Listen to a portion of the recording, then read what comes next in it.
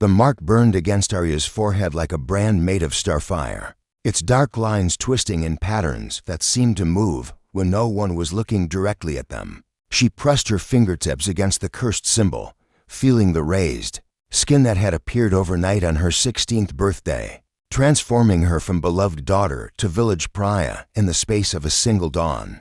"Please," she whispered to her reflection in the cracked mirror that hung in her family's modest cottage. "Please let this be a nightmare I can wake up from."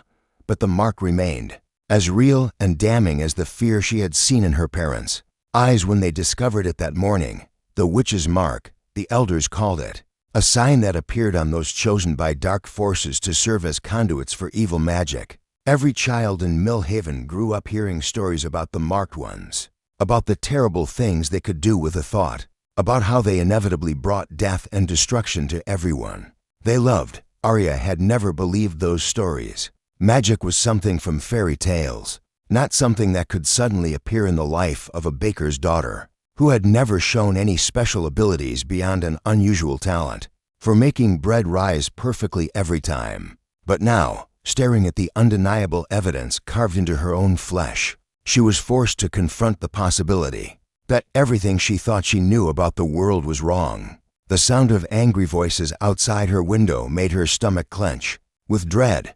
Word of her marking had spread through the village with the speed of wildfire, and now it seemed half of Mill Haven had gathered in the street outside her family's bakery. She could hear their demands for her immediate exile, their fears that her presence would bring a curse upon the entire community. "She has to go," shouted Marcus the blacksmith, his voice carrying clearly through the thin walls. "The mark appeared for a reason. If we let her stay, who knows what evil she'll bring down on our children." "My grandmother told stories about the last marked one," added Sarah the weaver, her tone shrill with hysteria. "Crops failed for 7 years, children were born cursed, and 3 women died in childbirth. We can't let that happen again." Arya closed her eyes and tried to block out their words, but the hatred in their voices cut through her like physical blows. These were people she had known her entire life, neighbors who had watched her grow up, friends who had shared meals at her family's table. Now they spoke of her as if she were a monster, a threat to everything they held dear. A gentle knock on her bedroom door made her turn away from the window. "Arya," came her mother's voice, soft and strained with unshed tears. "May I come in?" "Of course, Mama," Arya replied, though her voice cracked on the words. Catherine Thornfield entered the room with the careful movements of someone trying not to shatter into pieces. At 43, she had always been the picture of strength and stability, the anchor that kept their small family grounded through whatever storms life brought their way. But now she looked fragile, aged by the morning's revelations in ways that had nothing to do with time. "How are you feeling, sweetheart?" her mother asked, settling on the edge of the bed with the caution of someone approaching a wounded animal. "Scared," Arya admitted, sinking down beside her, confused. "I don't understand what's happening to me, Mama. I don't feel any different than I did yesterday. I don't feel evil or dangerous or anything the stories say I should feel." Catherine reached out as if to touch her daughter's face, then hesitated, her hand hovering inches from the mark that had changed everything. "The stories might be wrong," she said quietly, though her voice carried little conviction. "People fear what they don't understand, and understanding magic has always been beyond most of us." "But what if they're right?" Arya asked, the words barely above a whisper. "What if I am dangerous?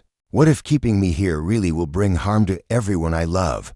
Before her mother could answer, the sound of splintering wood echoed through the cottage as the front door was torn from its hinges. Heavy footsteps thundered through the main room, accompanied by voices that Arya recognized as belonging to the village council. They had come to make their judgment official, to pronounce the sentence that would determine her fate. "Catherine Thornfield," came the authoritative voice of Elder Matthias, the village's self-appointed moral authority. "Bring forth the marked one. The council has reached its decision." Arya felt her mother's hand find hers, squeezing with desperate strength. "Whatever happens," Catherine whispered urgently, "remember that you are my daughter, that I love you more than life itself, and that no mark or curse or village decree can change that." Together, they walked through the cottage toward the main room where 5 stern-faced men waited with expressions of righteous determination. Elder Matthias stood at their head, his weathered features set in lines of implacable judgment. Behind him, Arya could see her father standing with his head bowed, his shoulders shaking with suppressed sobs. Arya Thornfield, Elder Matthias, intoned, his voice carrying the weight of ancient law and modern fear. You have been marked by dark forces as a vessel for evil magic, by the laws of our ancestors and the safety of our community. You are hereby banished from Millhaven. You have until sunset to gather your belongings and leave our territory forever.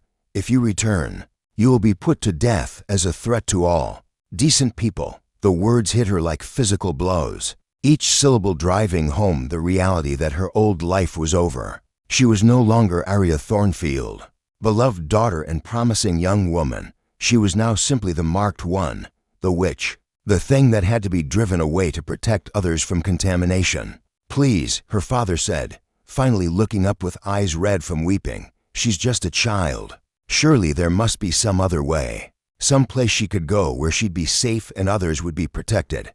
There is no other way. Elder Matthias replied coldly, the mark has chosen her, and now she must live with the consequences.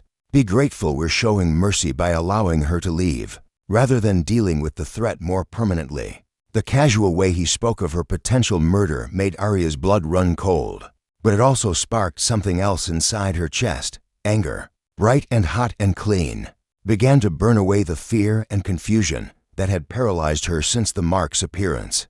These people were willing to kill a 16-year-old girl, based on superstition and stories, and they called it mercy. I'll go, she said, her voice stronger than she felt. But not because I accept your judgment or believe your stories. I'll go because I won't let my presence be used as an excuse for you to hurt my family. Elder Matthias nodded as if her compliance proved his righteousness. Wise choice, girl. Perhaps the dark forces that marked you retain some fragment of human wisdom. As the council members filed out of the cottage, leaving her family to say their goodbyes in private, Arya felt something shift inside her. The mark on her forehead pulsed with warmth that seemed to flow through her entire body, awakening senses she hadn't known she possessed. For just a moment, she could feel the life force of every person in the village, could sense their emotions like physical presences around her. Most of them radiated fear and disgust when they thought of her, but underneath those surface emotions, she detected something else: guilt, shame, and in some cases, a desperate hope that they were doing the right thing. They weren't monsters, these people who were casting her out. They were terrified humans trying to protect what they loved in the only way they knew how. The realization didn't make their judgment any less painful, but it did help her understand that this wasn't really about her. It was about generations of fear passed down through stories, about the human need to have someone to blame when life became too difficult to bear. As the sun began its descent toward the horizon, marking the countdown to her exile, Arya gathered her few possessions and prepared to step into an uncertain future. She had no idea where she would go or how she would survive in a world that would see her mark and immediately brand her as a threat. But as she kissed her parents goodbye and walked toward the village boundaries, with her small pack slung over her shoulder, she carried with her something more valuable than any possession: the knowledge that she was still herself, that the mark might have changed how others saw her, but it hadn't changed who she truly was. The road ahead was dark and uncertain, but it was hers to walk, and perhaps, somewhere in the wide world beyond Millhaven's narrow borders, she would find others who could see past the mark to the person beneath. Subscribe to our channel to discover what awaits Arya beyond the village that cast her out. Will she find acceptance in the wider world, or will the mark bring dangers she never imagined? Don't miss the next chapter where destiny comes calling, in the most unexpected form. Hit that subscribe button now. 3 days of walking through the wilderness had taught Arya that survival as a marked witch was far more complicated than simply finding food and shelter. The mark on her forehead seemed to act like a beacon, drawing the attention of creatures she had never known existed. Twice she had been stalked by shadow beasts that melted away when she stared directly at them, and once a flock of ravens had followed her for hours, calling in patterns that sounded almost like a language she couldn't understand. But it was the dreams that truly unsettled her. Each night, as she huddled in whatever shelter she could find, visions filled her sleep with images of ancient forests, silver moonlight, and eyes that burned gold with inhuman intelligence. A voice spoke to her in these dreams, deep and resonant, and filled with a longing that made her heart ache even after she woke. "Come to me," the voice whispered through her subconscious. "You have been marked for a purpose greater than fear. Come to me and learn what you truly are." Arya had tried to dismiss the dreams as products of stress and exhaustion, but they grew stronger each night, more vivid and compelling. Part of her wondered if this was how the marked ones were supposed to be corrupted, if evil forces were already working to claim her soul through supernatural manipulation. On the fourth morning of her exile, she crested a hill and found herself looking down at a sight that took her breath away. A massive forest stretched to the horizon, its trees so tall and ancient that they seemed to scrape the sky itself. But it wasn't the size of the forest that made her stare in wonder. It was the way the morning light seemed to dance differently among those trees, as if the very air was charged with magic. The Shadowmere Forest, she realized with a mixture of awe and terror. Every child in the region knew the stories about this place, though most believed it was nothing more than legend. It was said to be the domain of the Wolf King, a supernatural being who ruled over a pack of creatures that were more than animals, but less than human. No one who entered the Shadowmere was ever seen again, though whether they were killed or simply chose never to return, no one knew for certain. Standing at the forest's edge, Arya felt the mark on her forehead pulse with warmth that seemed to resonate with something deep within the ancient trees. The dreams, she realized suddenly, had been leading her here. The voice that spoke to her each night was calling from somewhere within this legendary wilderness. Well, she said aloud, surprised by how steady her voice sounded, "If I'm going to die as a witch, I might as well die as a brave one." The moment she stepped beneath the forest canopy, Arya felt a change in the very fabric of reality around her. The air hummed with power that made her skin tingle, and she could hear sounds that seemed to come from every direction at once. Not the normal sounds of woodland creatures, but something else entirely. Whispers in languages she didn't recognize. The distant howl of wolves that carried notes no earthly animal could produce. And underneath it all, a rhythm like a massive heartbeat that seemed to pulse through the ground beneath her feet. She had been walking for less than an hour when she realized she was being followed. Not stalked, exactly, but observed with an intensity that made the hair on the back of her neck stand on end. Shadows moved at the edge of her vision, keeping pace with her but never quite allowing themselves to be seen directly.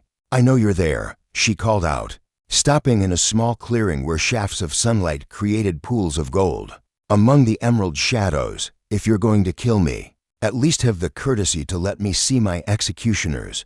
A low chuckle echoed through the trees, rich with amusement and something that might have been approval. "Bold words from someone who walks uninvited into the heart of my domain." The voice was the same one from her dreams, but hearing it in the waking world sent shivers down her spine. It was deeper than any human voice should be, carrying harmonics that suggested it came from a throat not entirely designed for speech. "Your domain?" Arya asked, turning slowly as she tried to pinpoint the source of the voice. "Then you must be the Wolf King. I should probably be more afraid than I am." "Fear is a choice," the voice replied, and now she could tell it was coming from directly behind her. "Turn around, little witch, and let me see the mark that has drawn you to my forest." Arya turned, and her breath caught in her throat at the sight that greeted her. The Wolf King stood at the edge of the clearing, and he was nothing like the monster she had expected from the stories. Yes, he was massive, easily 7 feet tall, with shoulders broad enough to carry the world. Yes, his eyes burned with golden fire that spoke of supernatural power beyond human comprehension. But there was intelligence in that gaze, and something that looked remarkably like curiosity rather than malice. His hair was the color of midnight, falling to his shoulders in waves that seemed to move with their own wind. His skin bore intricate tattoos that shifted and changed as she watched, and when he stepped forward, she caught a glimpse of fangs that were definitely not human. But it was his expression that truly surprised her. instead of the hunger or cruelty she had expected. His face showed wonder and something that might have been relief, extraordinary. He breathed, moving closer with fluid grace that reminded her of a predator but somehow didn't trigger her fear. Response: I have been waiting centuries for you to appear, and you're even more remarkable than the prophecies suggested. Prophecies? Arya asked, though part of her already suspected she didn't want to know the answer. The Wolf King smiled, and the expression transformed his fearsome features into something almost beautiful. You bear the mark of the moon chosen. Little one, not a curse, as your village believed, but a blessing that appears perhaps once in 1,000 years. You are meant to bridge the gap between the human world and the supernatural realm, to bring balance where there has been only conflict.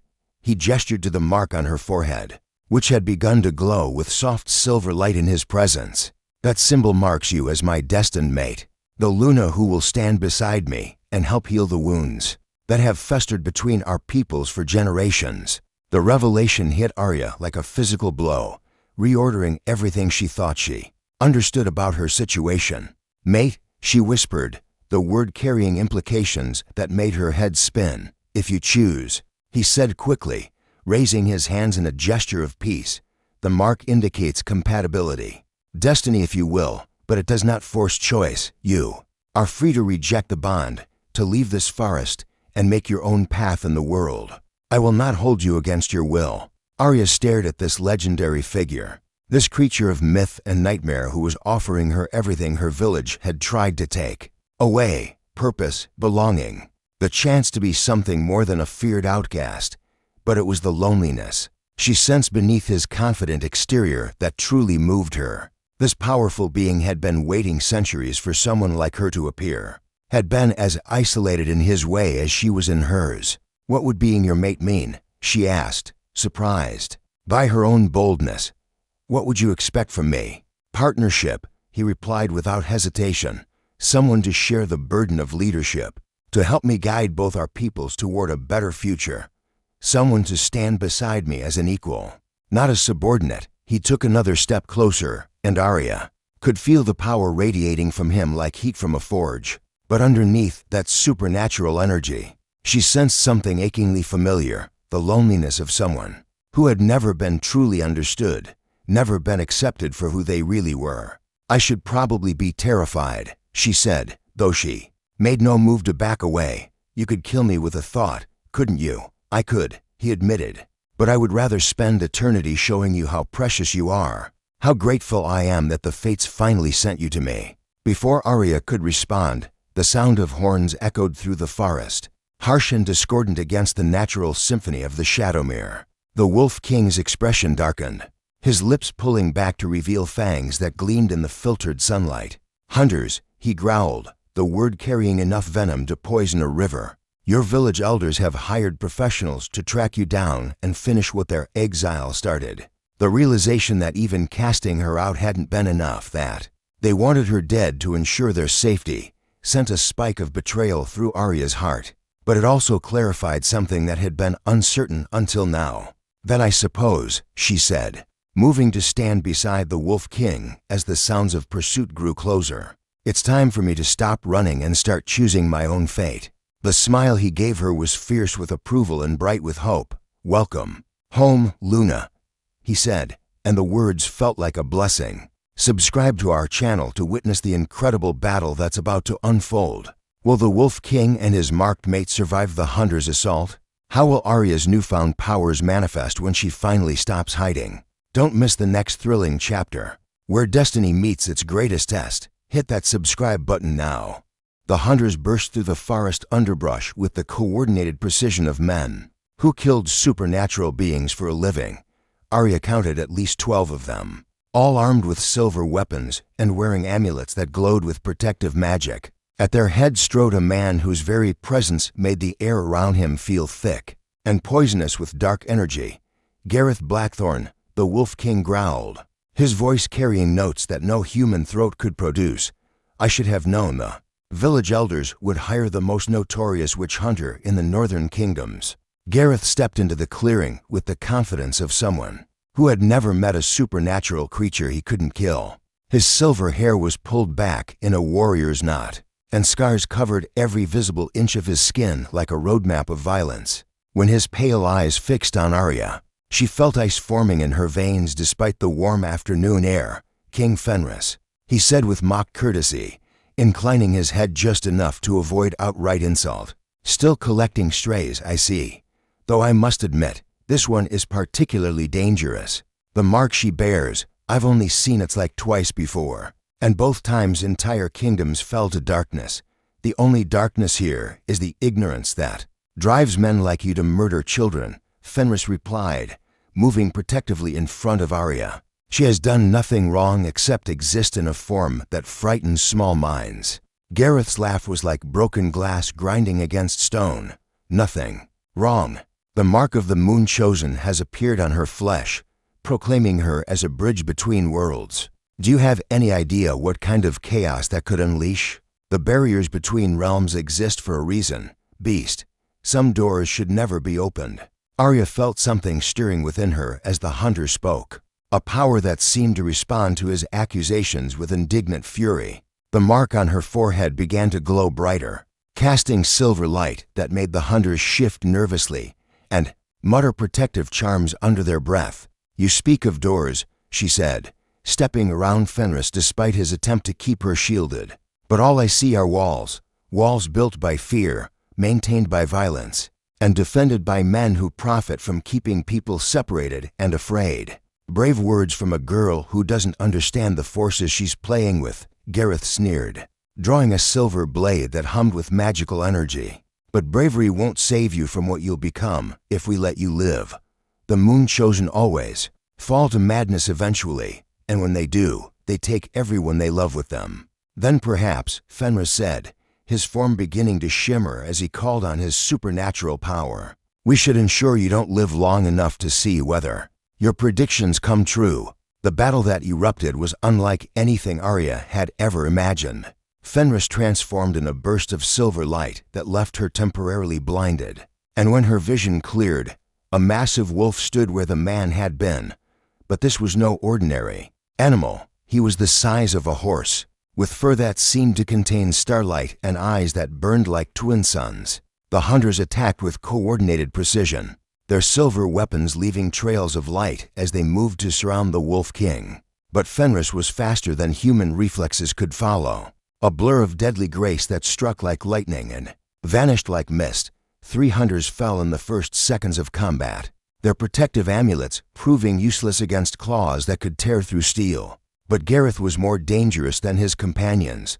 As Fenris engaged the other hunters, the witch hunter began chanting in a language that made the very air seem to writhe with pain. Dark magic poured from his words, forming chains of shadow that wrapped around the Wolf King's legs and began to burn through his supernatural defenses. "No," Arya cried out, and the word carried power that surprised everyone present, including herself. The mark on her forehead blazed like a newborn star, and suddenly she could see the magical forces at play around her as clearly as if they were physical objects. The dark chains binding Fenris weren't just weapons. They were conduits designed to drain his power and feed it back to Gareth. But she could also see the flow of energy that connected them, the invisible threads that carried the stolen strength, from victim to predator, without conscious thought. Arya reached out with senses she hadn't known she possessed and began to unravel those threads. The magic came to her as naturally as breathing, as if she had been born knowing how to manipulate the forces that connected all living things. "Impossible," Gareth gasped as his spell began to collapse around him. "No untrained child could break bindings that took me years to perfect."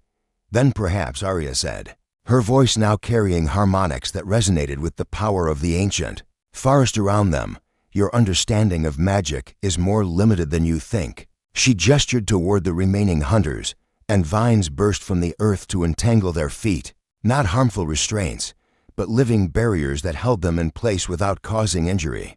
This wasn't the malevolent sorcery that Gareth practiced, but something entirely different, something that worked with the natural world rather than trying to dominate it. "You're healing the forest," Fenris said wonderingly as he broke free from the last of the shadow chains. "The scars left by centuries of dark magic, you're actually making them whole again." Arya looked around and realized he was right. Where her power had touched the earth, withered trees were sprouting new leaves, poison streams were running clear, and flowers were blooming in soil that had been barren for decades. She wasn't just using magic, she was restoring the balance that had been disrupted by years of conflict between the supernatural and human worlds. "This is what the mark truly means," she whispered, understanding flooding through her like dawn breaking over a dark landscape.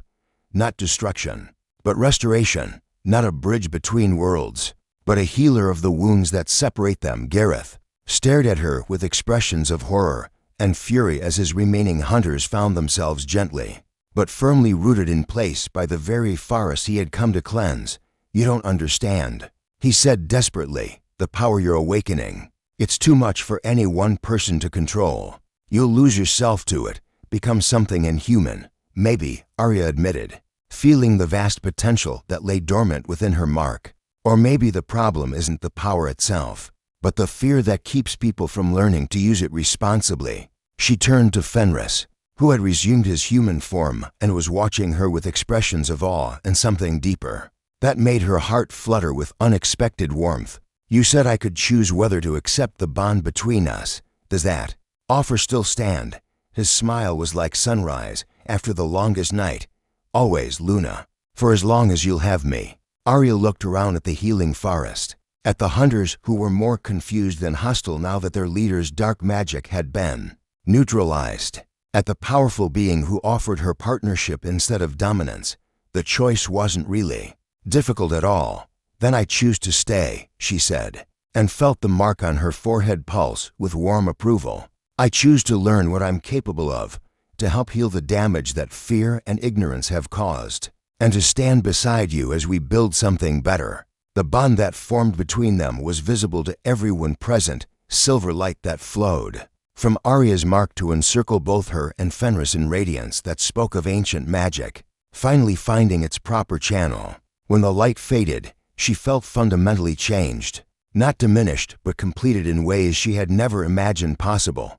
"Well," Gareth said with bitter resignation, as he realized his mission had failed completely, "I suppose I'll have to report back that which is beyond our reach. The council won't be pleased." "Tell them," Arya said gently, using her newfound power to release the vines that held him, "that if they're willing to set aside their fear and meet with open minds, we'd be happy to discuss how our peoples can coexist peacefully.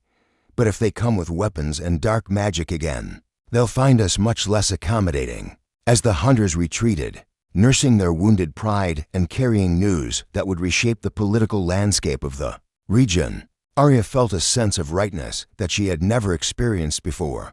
The girl who had been marked as a witch and driven from her home was gone, replaced by someone who understood her true purpose in the world. She was the Luna of the Shadowmere Pack, the Moon Chosen who would help bridge the gap between supernatural and human, the healer of ancient wounds, who carried the power to transform fear into understanding, and she was exactly where she belonged. Subscribe to our channel to witness the incredible finale of this magical transformation. How will the Luna's newfound powers reshape the relationship between humans and supernaturals? What challenges await the newly bonded pair? Don't miss the stunning conclusion where love and magic create a better world. Hit that subscribe button now.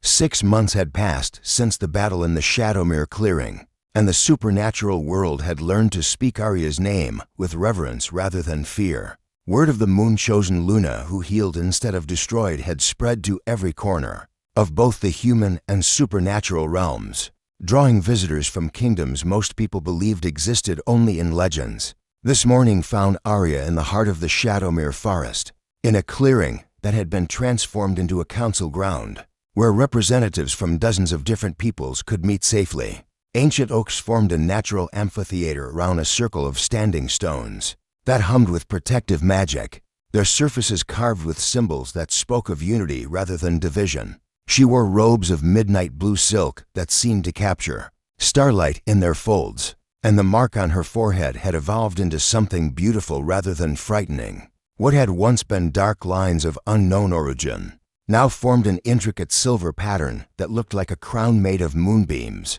marking her status as Luna, not just to Fenris's pack, but to all who acknowledged her authority. "The delegation from the Eastern Kingdoms has arrived," Fenris announced, entering the clearing with the fluid grace that never failed to make her heart flutter. 3 different vampire clans, Tefai courts, and a delegation of sea witches. "They're all asking for the same thing. Let me guess," Arya said with a smile that mixed affection with resignation. "They want me to mediate a territorial dispute that's been going on for centuries, solve a magical crisis that threatens to tear apart the fabric of reality, or help them find a way to coexist with humans who still think they're monsters from nightmare stories." "All 3, actually," Fenris replied, settling beside her on the stone bench that overlooked their growing domain. Though the sea witches added something new. They want to establish a trade agreement that would allow magical goods to be sold in human markets, without revealing their supernatural origins. The idea was intriguing. Part of the larger project Arya had been working on since accepting her role as the bridge between worlds, rather than trying to force humans to accept the existence of magic all at once. She had been gradually introducing supernatural elements into their lives in ways that felt natural and non-threatening. Healing potions became herbal remedies with unusually effective properties. Enchanted items became luxury goods with inexplicable but desirable qualities. Supernatural beings began taking jobs in human communities, their unusual abilities attributed to exceptional talent rather than magical power. It was slow work, requiring patience and careful planning, but the results were undeniable. Fear was giving way to curiosity. Suspicion was being replaced by cooperation, and ancient enemies were finding common ground and shared prosperity. "There's something else," Fenris said, his tone carrying a note of excitement that made Arya look at him more closely. "A messenger arrived this morning from your old village. It seems Millhaven is experiencing some unusual problems." Arya felt her stomach clench with familiar anxiety. Despite everything that had happened, despite the new life she had built, and the power she had claimed, the thought of her birth village still carried emotional weight that surprised her. "What kind of problems?" "Their crops are failing despite perfect weather. Their livestock are sickening for no apparent reason, and several children have fallen into unexplained comas," Fenris explained gently. "The village elders are convinced they're being punished for driving out their moon chosen." The irony wasn't lost on Arya. The same people who had cast her out for fear she would bring a curse upon them were now begging for her help to break what they believed was a curse caused by her absence. But underneath the irony, she felt genuine concern for the innocent people who were suffering because of their leaders' poor choices. "It's not a supernatural curse," she said with certainty. "I can sense dark magic from here to the Eastern Sea, and there's nothing targeting Millhaven. This is something else entirely. Poison," Fenris suggested, "or disease. Something that would affect crops, animals, and humans in similar ways."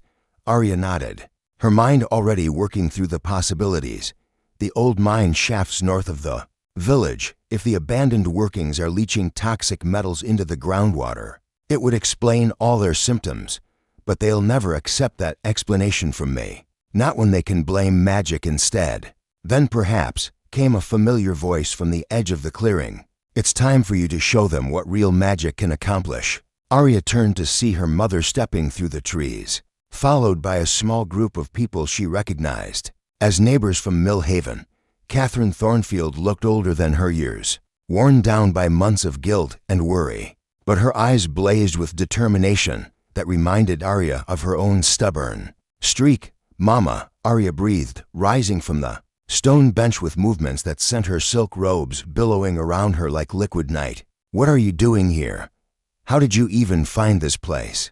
"A mother's love can find her child anywhere," Catherine replied with a smile that was equal parts pride and sorrow. "And when that child becomes a legend that people whisper about in hushed tones of wonder, following the stories becomes easier than you might expect." Behind her mother, Arya recognized faces from her childhood. Marcus the blacksmith who had demanded her exile, Sarah the weaver who had spoken of curses and death, even Elder Matthias whose judgment had sent her into the wilderness. But now they stood with heads bowed and expressions of shame that spoke of hard-learned lessons.